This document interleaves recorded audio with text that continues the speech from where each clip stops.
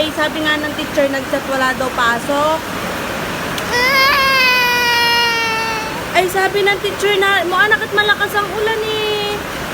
Sabi ng teacher, wag nang papasukan ang bata kasi kawawa naman, mababasa.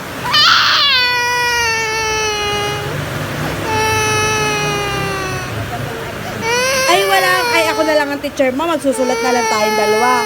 Magko-color tayong dalawa, ano? Ay naulan, sabi ng teacher, basahin mo. Sabi ng teacher, nag-chat ang teacher, Mami, wag nang papasukan ang bata, naulan malakas.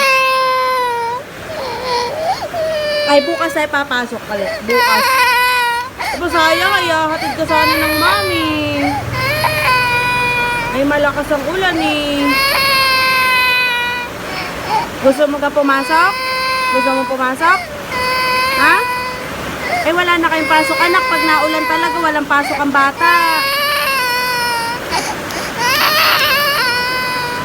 Ganun talaga, anak. Pag naulan, walang pasok ang bata kasi suspended.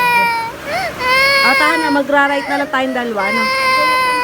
Magra-ride tayo, mag-color.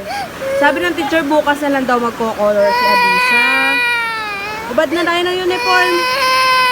Ubad na natin to? Oh, sige.